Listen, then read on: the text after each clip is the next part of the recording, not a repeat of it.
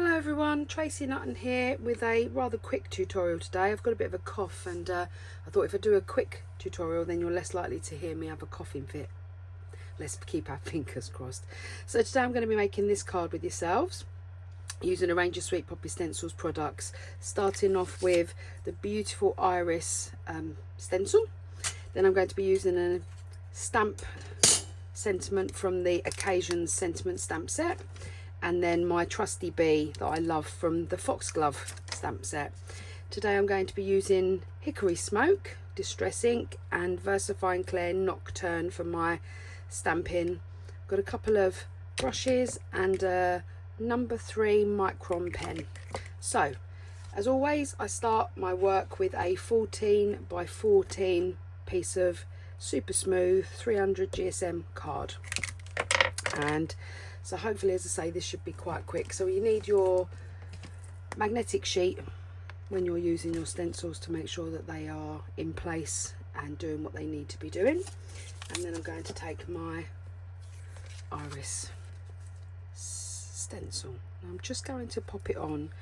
It's ever so slightly longer, the stencil is, than my card. So I'm trying to position it so that it's slightly closer to the bottom of the card.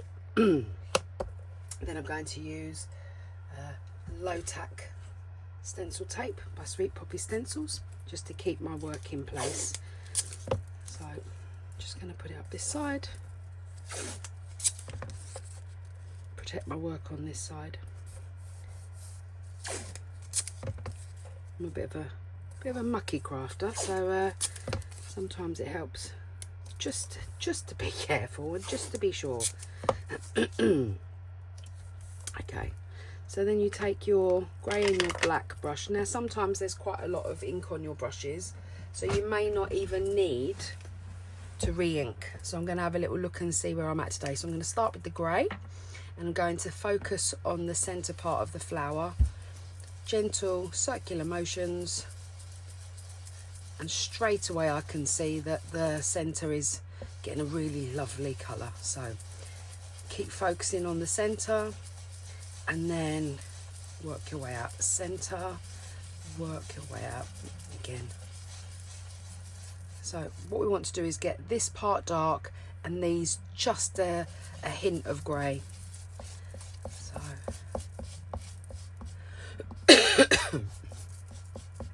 and then same working with the leaves and the stem of the plant. Concentrate at the bottom and then working your way out. You can see this hasn't got any colour on it yet. Okay, again focusing on and brushing it out, same direction as the leaves. So now I'm going to go in with the black. Just do the same.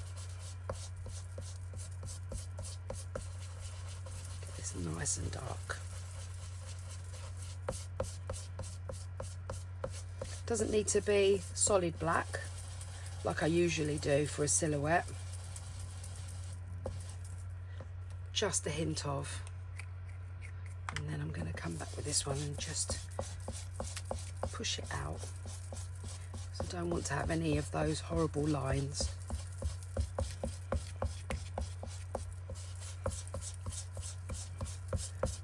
Should just blend it all in nicely. Making sure I've got right into the bottom of the stencil.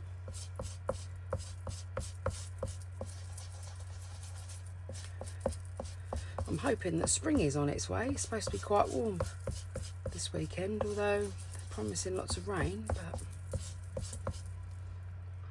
but we shall see. So hopefully that should be enough. Okay, so let's just remove the low tack tape carefully. I wasn't pushing, there was a lot of movement, but I wasn't pushing lots, so hopefully shouldn't have bled. So lift it up, slightly bend the magnetic sheet, carefully lift off the stencil and place it onto your work surface.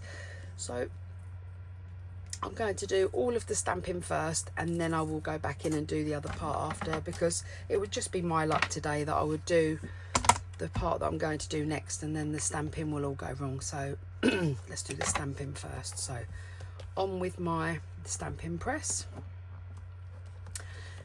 just tuck it into the corner, and then I'm going to use the sentiment. It says, wishing you a special birthday full of happiness. So I thought, well, that's quite pretty. And then I'm just going to use my piece of acetate this way up, and then just carefully find the space. I think that'll work there.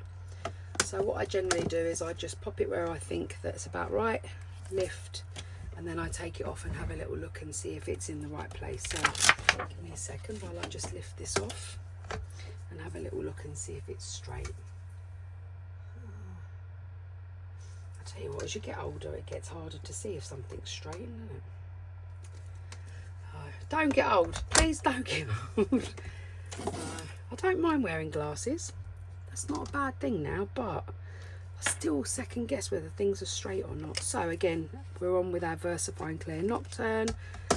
Little taps, gentle taps, because it's only a sentiment, so we don't need to push lots and lots and lots, but we do need to make sure that the whole of it's covered. Just going to make sure that I secure that there.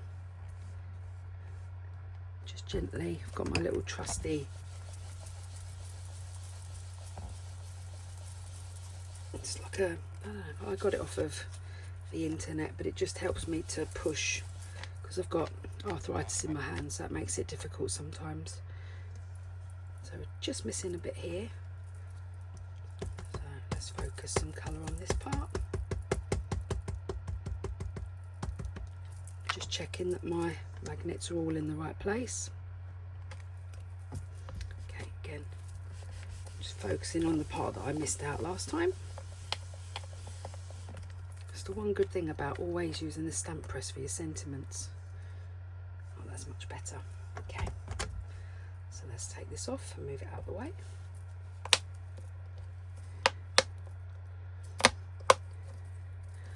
Generally I stamp the bee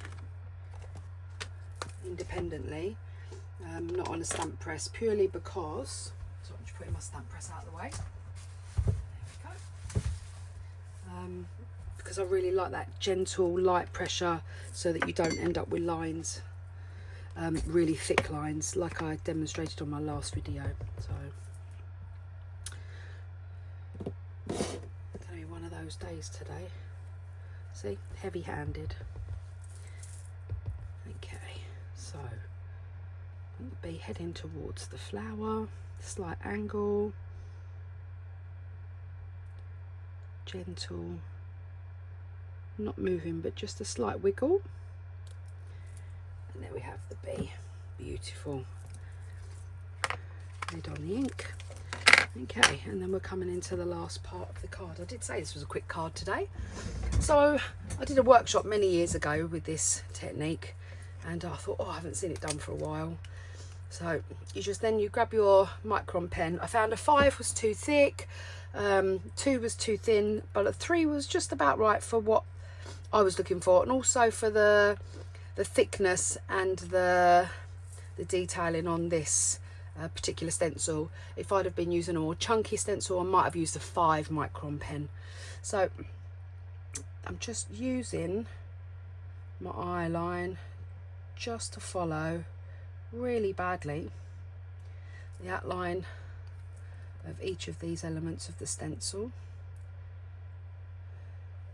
The idea is that you don't actually want it to be perfect, which is really quite difficult, because the first time I did this I was like, no, I don't do random, and anybody that knows me knows that I don't do random.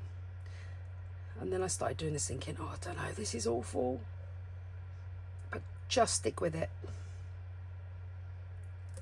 So, turning it around.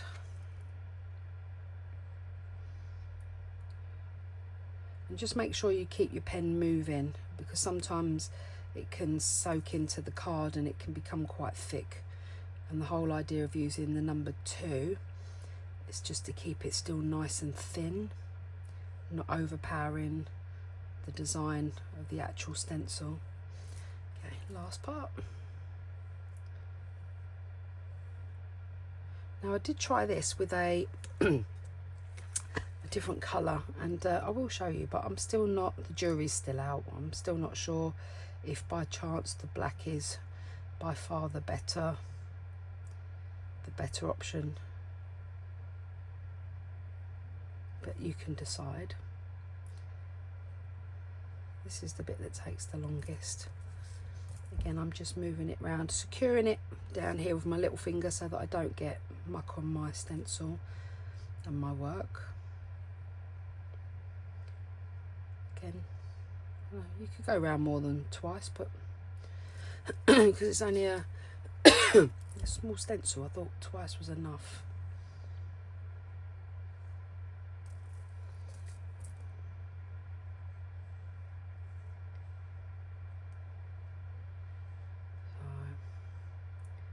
But I hope everybody's okay. I hope everybody's having a good day.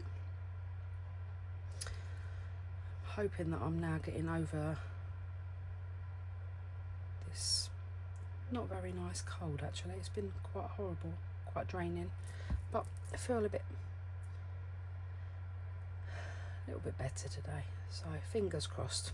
So I hope everybody else is all right. Round we go, last few bits, and then the last part of the flower. As I say, twice seemed okay. Again, I'm not taking my time. I'm just following it around.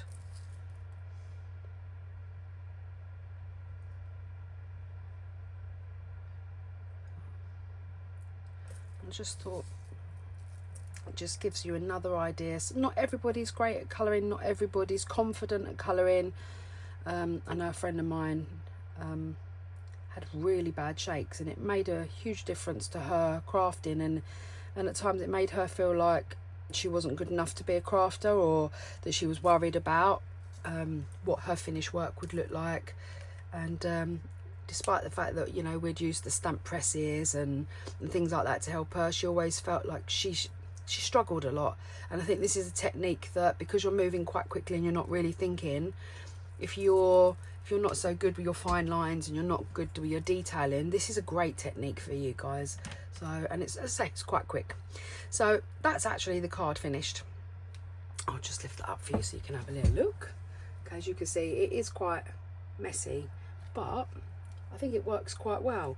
So I'm going to bring in my, it's about 7.5 by 7.5 white card base.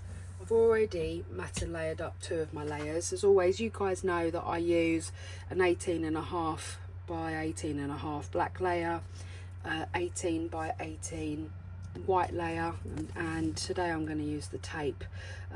I know in the last couple of videos I've just already had them matte and layered, but I thought we've got lots and lots of new people around that come into crafting every day, and so sometimes it's quite nice just to go back to basics and just to help.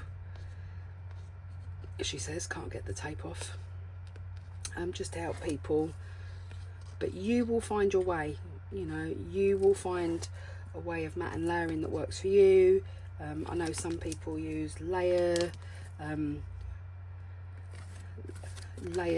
equipment and rulers and things like that.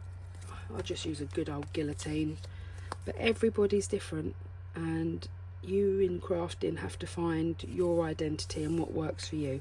I always like to leave the corners up so I can position it, and then when I'm happy I push them down and then just pull and slide and just secure it with my finger. But sometimes it's nice to see how other people do it. I'll show you something as well in a minute. So crafting doesn't always go great. You might think, oh well, you're a crafter, you've been crafting forever, everything goes great for you. No, it doesn't. I had a huge disaster this morning with my with the other colour of the design that I've done today, and I thought, oh, I don't know, the card base isn't white, it's actually cream, and then I matte and layered it onto a white base, and I was like, oh, I don't like it. And then I thought, oh, I'm gonna have to do what everybody else does, you know, that whole take it off, guillotine the whole card away, restart again. And actually, because I used the tape, I used a heat gun on it this morning. Yes, you have to be very, very careful with your fingers, but I managed to get the whole thing off and get it put back on a cream base, which I think looks a bit better, and managed to get it all sorted without wasting any card at all. So it's always nice to know how to get out of a sticky situation. As I say, you know, we do have dodgy days, to be fair. When you're poorly, I have more dodgy days than not. So, right, last one round. So I'm just going to pop that on there. Okay, again, lift up from the middle. Sometimes I do that just so that the centre sticks down more than anything else. I know some people run glue over the top of these so they get some wiggle room. Again, you know, find a technique and find a way that makes you feel comfortable and happy about your crafting. It took me a few years to find this technique that I like, which is the corners off. It gives me enough time to move it around, make sure that it's where I would like it to be before then letting go and then just sliding up. Last couple. Okay, let's move those to the side. So that is the card finished. As you can see, this was the off-white card that I used. I didn't like it, so this time I've used the Super Smooth White, so that's much better. But I did have a go with another colour because I thought, oh, people will be like, oh, what does it look like in another colour? I'm not sure. The jury's still out, so I'll let you guys decide. But if I take this one out and I move it over and I put this one on, so this is the similar, but I used the brick back plate and just created a little bit more of a different feel. This has got a thanks on it, so I feel like it does work, but I still think that one, the black and the grey, is by far my favourite. But hey, let me see what you do. It would be great to see all of your ideas, and I look forward to you sharing them with me. Enjoy your day crafting. Enjoy whatever you're doing today, and hopefully I'll catch up soon. So take care. Bye for now.